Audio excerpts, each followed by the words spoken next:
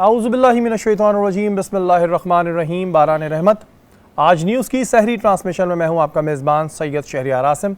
मेरे साथ मौजूद हैं बहनूर खालिद। अस्सलाम वालेकुम, कैसी हैं आप? वालेकुम अस्सलाम, मैं ठीक ठाक, आप बताइए। अल्लाह का शुक्र है। आज हम तीसरी सहरी की नशिस्त में मौजूद हैं और हमारा आज का मौजू है इस्लाह माशरा। देखने में यह आ रहा है कि हमारे माशरे में कई जगहों पर बहुत बिगाड़ पैदा हो गया, लेकिन अगर किसी की इस्लाह करो, उसे बुरे काम से रोको तो वो बुरा मान जाता है। और कई जगहों पर यह देखने में आता है कि जब आप किसी की इस्लाह करते हैं तो वो बदतमीजी के ज़मरे में आ जाता है। इस्लाह का सही तरीका है क्या? हजूर पाक सल्लल्लाहु अलैहि वसल्लम अपने दौर में किस तरह इस्लाह किया करते थे, यह आज की नशिस्त में हम जानेंगे। हमारे साथ आज जो मेहमान मौजूद हैं वो किसी तारुफ के मोहताज नहीं, हर दफ़ा हमारी नशिस्त में आते हैं और बहुत ही खूबसूरत शख्सियत के मालिक हैं। हमारे साथ मौजूद हैं फ़ारूक भाई। अस्सलाम वालेकुम फ़ारूक भाई। वालेकुम अस्सलाम। आपको रमज़ान रोज़े और तमाम जो आपके व्यूअर्स हैं उन्हें बहुत मुबारक, और अल्लाह ताला इसकी बरकतों और रहमतों से सबकी मुश्किल आसान हो। आमीन। और आमीन। ये जो कोविड जैसा मर्ज़ है इसका भी दुनिया से ख़ात्मा हो इंशाअल्लाह। हमारी दूसरी मेहमान हमारी भाभी भी हैं और हमारी नशिस्त में पहले भी आ चुकी हैं। फ़ारूक भाई की अहलियाँ हैं अफशा फ़ारूक। अस्सलाम वालेकुम भाभी। वालेकुम सलाम। आपको बहुत बहुत मुबारक हो रमज़ान की। आप सबको बहुत मुबारक हो। और हमारी नशिस्त पे जैसा कि आप सब जानते हैं कि मुफ्ती मोहसिन भाई। अस्सलाम वालेकुम मोहसिन भाई। अस्सलाम वरहमतुल्लाहि वबरकातुहू। अपनी नशिस्त को आगे बढ़ाते हैं, रमज़ानों की तरफ आते हैं। फ़ारूक भाई, रमज़ानों ही आपसे मुलाकात होती है, हम आपकी एक्टिविटीज़ भी देखते रहते हैं, माशाल्लाह आप कर रहे होते हैं। आजकल क्या फ़ारूक भाई मसरूफियात चल रही हैं?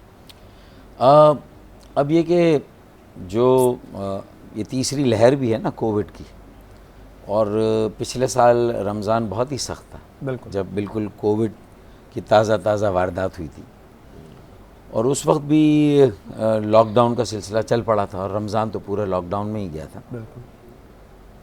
तो लोगों तक राशन पहुंचाना और उनकी जो भी बुनियादी ज़रूरियात है उसके लिए जो आपसे बन पड़े, तो मुख्तलिफ़ जो नौजवानों की तंजीमें, मोहल्ला कमेटियाँ, फलाही अंजुमनें, जो मुख्तलिफ़ बरादरी से मुताल्लिक़ तंजीमें हैं वो काम कर रही हैं, उनकी सरपरस्ती करना, उनकी हौसला अफजाई करना।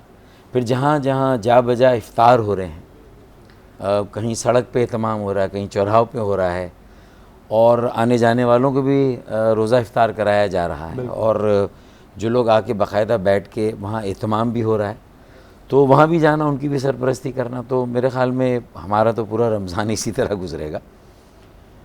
वो इफ्तार जो सियासी इफ्तार होते थे और जो सफारतकारों के होते थे या कोई और इसके अलावा बड़े इफ्तार होते थे, मेरे ख़्याल में वो उनकी गुंजाइश तो ना पिछले रमज़ान में थी ना इस रमज़ान में। बिल्कुल। तो मेरे ख़्याल में इसी तरह काम होगा, और लोगों में जाएंगे और उन्हें आगाही भी देंगे, उन्हें कहेंगे कि जितना SOP को फॉलो कर सकते हैं वो करें, जितनी एहतियात कर सकते हैं वो करें, और लेकिन लोगों के रमज़ान में जो आसानी पैदा कर सकते हैं, उनकी ज़िंदगी में जो आसानी पैदा कर सकते हैं, तो मैं ख़ुद भी एहतमाम कर रहा हूँ। मुख्तलिफ़ जो मुखय्यर हज़रात हैं उनसे राशन या जो ज़कात वग़ैरह का सिलसिला है वो चल रहा है। और हमारे यहाँ एक तो पुरानी एक फ़हरिस्त होती है जिनको हम हर साल, और एक नई फ़हरिस्त है, और कोविड की वजह से और ज़्यादा दबाव बहुत है, प्रेशर बहुत है, क्योंकि फलाही काम तो आप ज़ाहिर साल से कर रहे हैं और ज़ाहिर अभी कोविड है तो स्पेशली इसमें ज़्यादा चल रहा है।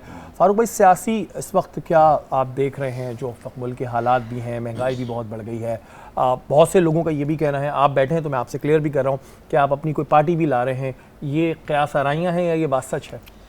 जो भी कुछ होना है वो अनकरीब होगा और बहुत जल्दी होगा, और उसमें सारी बातों के इम्कान हैं। ठीक है। उसमें मेरी पहली और अब भी शदीद ख्वाहिश ये है कि इसी MQM को हम ठीक कर सकें। ये एक ब्रांड है, एक नाम है और एक सियासी खला है। देखें, MQM को कुछ उसकी अपनी संगीन गलतियों की वजह से, बिल्कुल, मंजर आम पर उसकी जो अहमियत थी वो कितनी कम हो गई, बिल्कुल, और कितना बड़ा उसका डाउनफॉल या जवाल आया। और फिर जो गुज़िश्ता 3-4 सालों में कारकर्दगी रही, जो बल्दियाती कारकर्दगी थी, मैं उसमें किसी क्रिटिसिज्म में नहीं जाना चाहता, लेकिन लोगों के सामने डेफिनेटली मुतमईन नहीं है लोग। फिर उसकी जगह पीटीआई भी उस तरह से रिप्लेस तो नहीं कर सकी ना, वो भी आवाम के अंदर एक नेटवर्क, उनकी जड़ों में, लोगों में जाकर अपना एतमाद तो कायम नहीं रख सकी। बिल्कुल फारूक भाई, आपकी इस बात को हम कंटिन्यू करेंगे क्योंकि ये एक बड़ी प्रॉब्लम ये है। सियासी खला आ, बहुत ही खौफनाक है। ये बड़ा एक और ये अगर नेचुरली पुर ना हुआ और एमक्यूएम के जो मुख्तलिफ धड़े हैं उन्होंने ना सोचा, और उसमें जो मेन एमक्यूएम, मैं आज भी कहता हूँ कि ठीक है मैं एमक्यूएम पाकिस्तान है, तो मुझे ये मौका ना दें कि मैं किसी आज़ाद ग्रुप का ऐलान करके बल्दियाती इंतखाबात में जो मैंने 2.5 सालों में मेहनत की है बरादरियों में, नौजवानों में, उससे क्या होगा, वोट भी तकसीम होगा, मज़ीद चीज़ें होंगी। तो लेकिन इस मेरे पास इसके अलावा कोई रास्ता नहीं है कि मैं नज़रियाती एमक्यूएम कायम करूँ, चाहे एमक्यूएम के नाम से हो या किसी भी नाम से। वो जो 84 या 86 का जो हमारा जज्बा था,